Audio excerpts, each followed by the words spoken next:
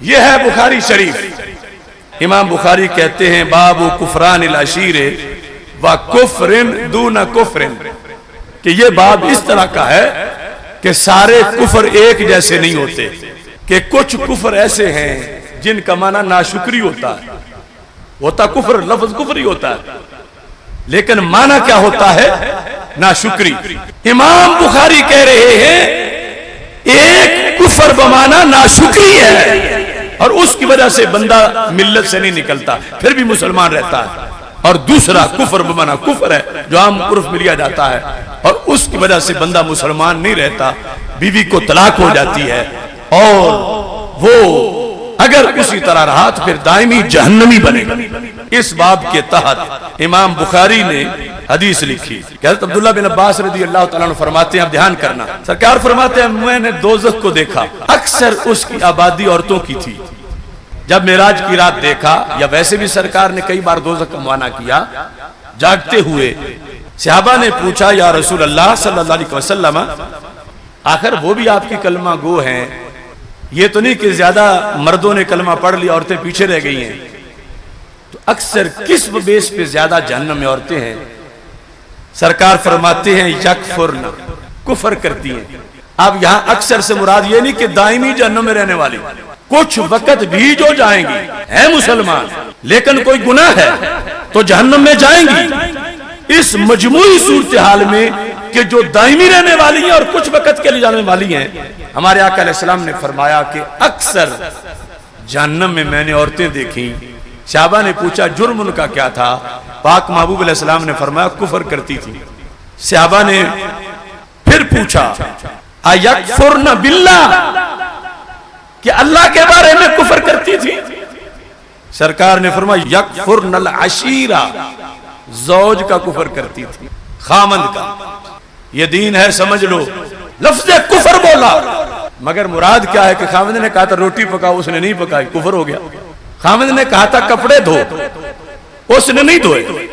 یا آگے سرکار نے خود مطلب جو بیان کیا وہ بھی سنا دیتا ہوں کہ کفر کیسے کرتی ہیں، تاکہ وہ بھی سنیں تو اس کفر سے بچیں، کیونکہ جہنم میں تو 2 منٹ بھی جانا پڑ جائے تو بڑا مشکل ہے. اور کفر یہاں کون سا ہے؟ اگر کفر ہوتا نا اللہ کے بارے میں، تو ہمیشہ جہنم میں رہتی. سرکار نے فرمایا اللہ کے بارے میں کفر نہیں، خامد کے بارے میں کفر ہے. خامد کا کفر کرتی ہیں، کافر باللہ نہیں، کافر بالزوج ہے. اللہ کا کفر نہیں کرتی، خامد کا کفر کرتی ہیں. صحابہ نے پوچھا یہ خامد کا کفر کون سا ہوتا ہے؟ سرکار نے فرمایا کہ یکفرن الاحسان، یہ احسان فراموش اکثر ہوتی ہیں. کیسے؟ لو احسنت الی احداہن الدہر، اگر تم ساری زندگی جب سے شادی ہوئی ہے ان کی ہر ڈیمانڈ پوری کرو. مثلا کوئی بابا 90 سال کا ہو گیا ہے اور شادی کو 75 سال ہو گئے ہیں، اور 75 سال اس نے اپنی بیوی کی ہر ڈیمانڈ پوری کی، لیکن آج جب بیوی نے کچھ مانگا اور اس نے نہیں دیا تو سرکار فرماتے ہیں ثم رأت من کا شیعہ نکرہ تنکیر کا ہے، معمولی سی بے رخی اس نے دیکھی، معمولی سی، تو کہتی کیا ہے؟ ما رأیت من کا خیرن قط، آج تک اس گھر سے مجھے تو کچھ ملا ہی نہیں. یعنی یہ ہے ان کا کفر.